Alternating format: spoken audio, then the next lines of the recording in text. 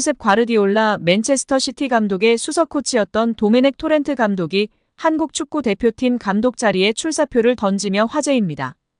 토렌트 감독이 황선홍 임시 한국 대표팀 감독의 후임에 지원했음을 밝혔다고 13일 스포츠 한국이 보도했습니다. 여기에 에르베 르나르 프랑스 여자 축구대표팀 감독이 한국에 대한 관심을 공식화했습니다. 7일 스포츠조선은 르나르 감독과의 인터뷰 내용을 전했습니다. 르나르 감독은 매체에 한국 A대표팀과 2026년 북중미 월드컵을 함께하고 싶다는 뜻을 밝혔습니다. 이어 현재 여러 팀이 감사하게도 관심을 보내주고 있는데 내 최우선 순위는 한국 대표팀이라고 밝혔습니다. 르나르 감독은 지난 2019년 사우디아라비아 대표팀 감독으로 부임해 일본을 격파하고 B조 1위로 카타르 월드컵 본선 진출을 이끈 인물입니다. 2022년 카타르 월드컵에서는 조별리그 1차전에서 우승 후보였던 아르헨티나를 2대1로 꺾는 대이변을 이끌었습니다.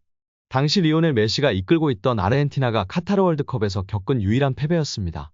이후 사우디 축구협회와 불화로 지휘봉을 내려놓은 르나르 감독은 프랑스 여자대표팀 감독으로 취임, 2023년 호주 뉴질랜드 여자 월드컵에서 4강을 기록했습니다. 그는 올해 7월 파리올림픽을 끝으로 프랑스 축구협회와 계약이 만료됩니다. 그는 이미 최근 기자회견에서 올림픽이 끝나면 떠나고 싶다는 의사를 프랑스 축구협회에 전달했다며 프랑스 여자대표팀과의 결별을 선언했습니다. 르나르 감독은 매체에 최근 여러 팀들과 이야기를 나누고 있다. 조만간 결정을 내릴 예정이라며 아직 대한축구협회와는 어떤 접촉도 하지 않았다고 밝혔습니다.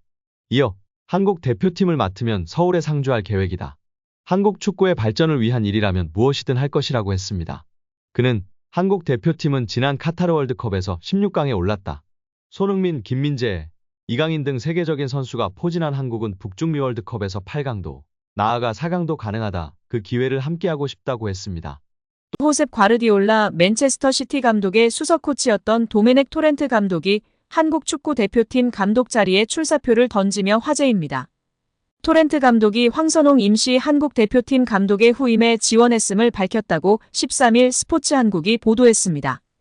토렌트 감독은 한국의 골든 제네레이션과 아시아 축구의 가능성에 큰 흥미를 느낀다. 특히 대한축구협회와 피파가 협력하는 기술 철학 정책에도 관심이 있다. 한국형 DNA를 발견하고 이해해 더 발전시키고 싶다라고 말했습니다.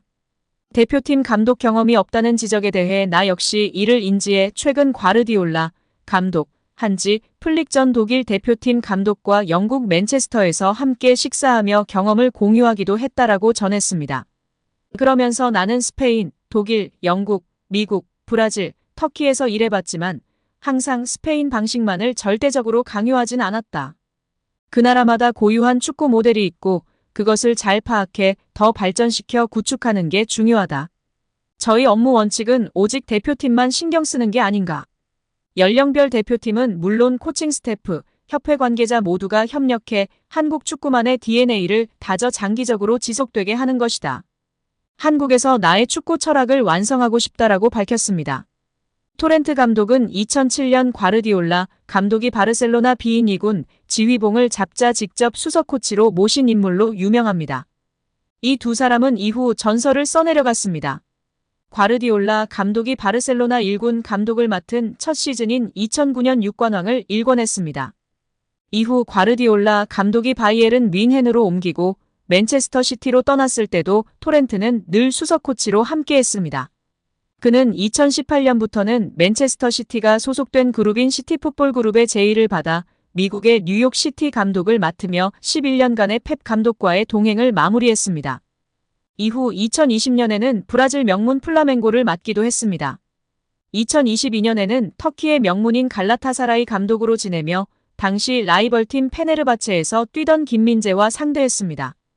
이강인, 손흥민, 김민재 등 엄청난 재능의 선수들을 지도해보고 싶고 월드컵이라는 꿈의 무대에서 자신의 전술과 철학, 이름을 알 수 있기 때문에 많은 감독이 지원하고 있는 것 같은데요.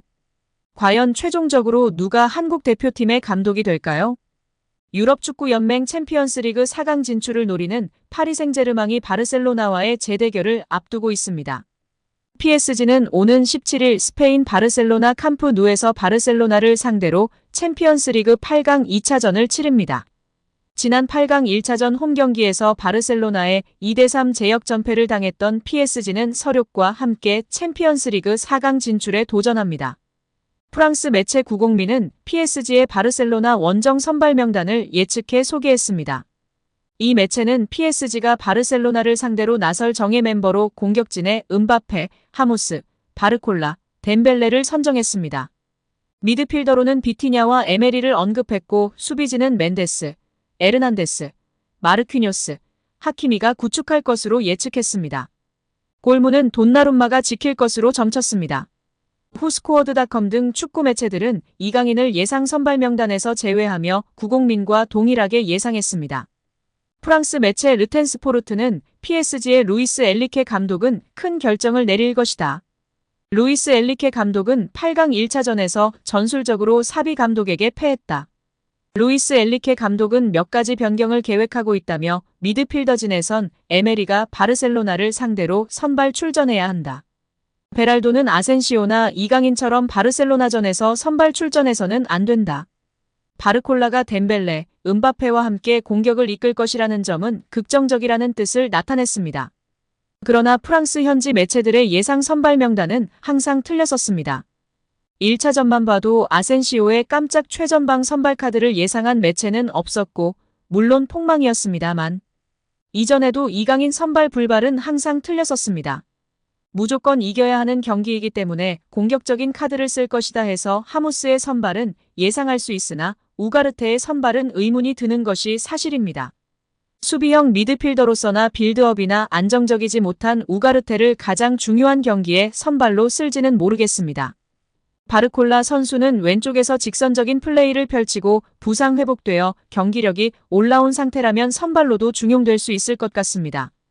엘리케 감독이 직선적인 플레이를 하는 바르콜라를 좋아하기에 충분히 선발로 나올 수 있을 것 같습니다. 그리고 이강인 선수만 놓고 봐도 프랑스 매체들이 엄청나게 까고 있으나 실상은 1차전에서 음바페보다 평점이 높았고 키패스 3회로 공격 기회 창출 1위였습니다. 설사 선발 출전 안 하더라도 무조건 후반에는 출전할 텐데요. 우리 이강인 선수가 대역전극의 주인공이 되길 간절히 바라고 응원하겠습니다. 오늘 영상은 여기까지입니다. 끝까지 시청해주셔서 감사합니다. 늘 건강하시고 더 좋은 영상으로 찾아뵙겠습니다. 구독과 좋아요도 잊지 마시고 부탁드립니다. 감사합니다.